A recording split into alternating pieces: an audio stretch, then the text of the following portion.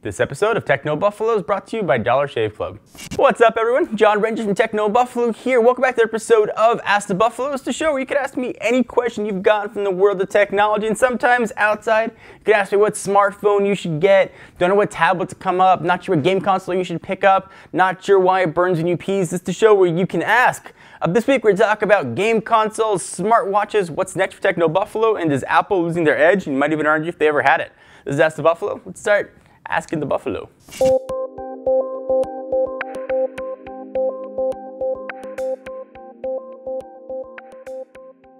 First question comes from our friend Josh, who asks, hey John, which of the current generation of consoles do you own? If you own more than one, which one do you use the most? I own all three of them. So that's the PS4, Wii U, and Xbox One. Now the sad truth is, I got a kid at home. I don't have that much time to play video games.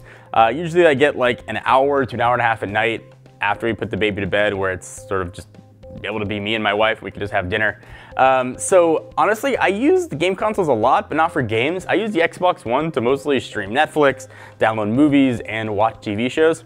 And I might be in the minority here, but I use Kinect all the time. I just talk to it. In fact, and I love doing this to people, Xbox on, Xbox select, Xbox video. And that's what I do every day, and I launch my Xbox video, and we just stream all kinds of stuff. So I think it's great. I use Kinect all the time. If I was gonna play games, I'd probably game on the PS4, but don't get that much time, so Xbox One's my go-to console.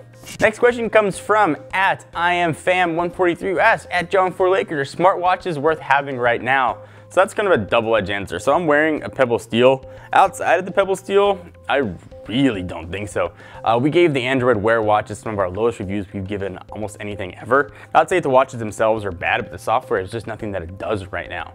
A few months that might improve, so if you want to sort of bet on the future, yeah, pick up Android Wear. But right now, I don't think they do that much at all. I like the Pebble Steel for notifications, but I could very easily live without it. If you're thinking about a way to spend your money and just kind of itching to buy something, I'd say it for a few more months and either see what happens with Android Wear or we'll see what Apple does. Let me stop the questions for a quick second. Thank our friends at Dollar Shave Club. Look at this face. I obviously hate shaving for a multitude of reasons, but mostly because I don't like going places. You gotta go to the store, you gotta ask the pimply guy for the key to that plastic razor thing, then you shell out just a crazy amount of money for razors that do things you don't need. Like they got little Dyson style rolly balls on it, laser pointers on the other end.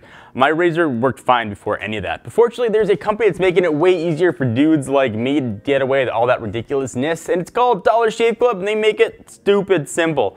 There's a few bucks a month. Dollar Shave Club ships pretty awesome quality razors and other bathroom stuff right to your door. And their blades are just as good as the big shave companies at a fraction of the price. So you can save time, but you can save money. They've also got cool other shaving stuff like Dr. Carver's Easy Shave Butter to make your shave even more buttery smooth. It also to help you shape it out if you want to grow like a cool chin strap. Make it look like you got a helmet on. Anyway, shave time, shave money. Join now at dollarshaveclub.com/technobuffalo.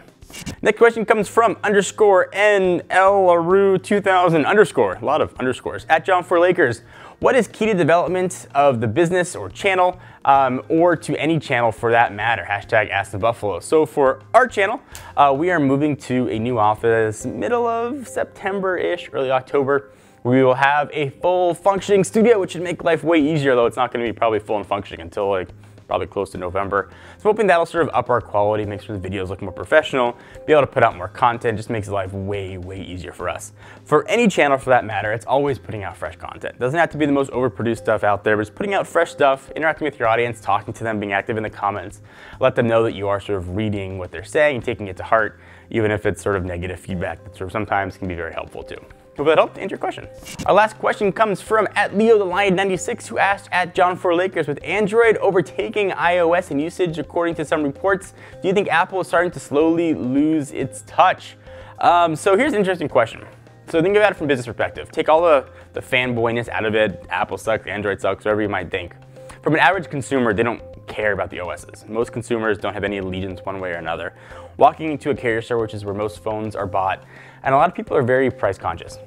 So there's a lot of variety in price on the Android side. You've got stuff that ranges from free all the way up to a couple $100s, and some even higher if you want to go unsubsidized. So there's a huge variance in the Android world. And if you're not price conscious, then you're feature conscious. Maybe you want a bigger size phone. Then you've got sort of, again, Android offers those options. Apple's traditionally offered one phone, now they offer two, same screen size and relatively similar specs, save for some design of the hardware and Touch ID and some camera changes. So there hasn't been that much variance. I think people that go in and buy an iPhone already know that they wanted to go in and get an iPhone. A lot of point of sale stuff is sort of forcing people or sort of giving them suggestion maybe they should try Android. I think that's a big reason we're seeing Apple sort of offer size variants with the iPhone 6, or at least presumably offer size variants with the iPhone 6. 4.7 and 5.5 to sort of recapture some of that market. Also wouldn't be surprised to see the iPhone 5S stick around at a very, very low price point. Sort of walk into an Apple store now and say, we have phones on the cheap end that are iOS, we have phones on the expensive end that are iOS, and we have a variant in screen sizes too. But the experience is still going to be the same across those devices. So I think that's really accounted for why Apple is sort of seeing its market share slowly start to decline. I think when it first launched in 2007, everybody wanted one. It was new, it was touch, it was on-screen keyboard. Android wasn't quite up to par yet. Then you saw Android sort of come up to even with iOS, and then in a lot of ways start to pass it. And consumers are starting to realize now that, okay, maybe they started to pass it, coming off 2-year contracts, and they're seeing sort of what Android can offer now. And that's why we're starting to see the sort of tides turn a little bit. We'll see if Apple's got tricks up their sleeve for iOS 8 that we don't know yet.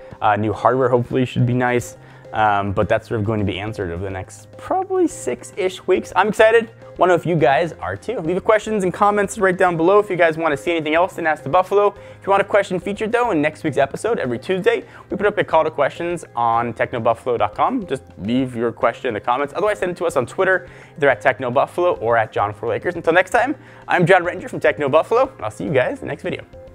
Thank you guys for watching. I hope you enjoyed. If you want to check out the latest from the world of consumer electronics from people who absolutely love it, hit the big subscribe button right down below.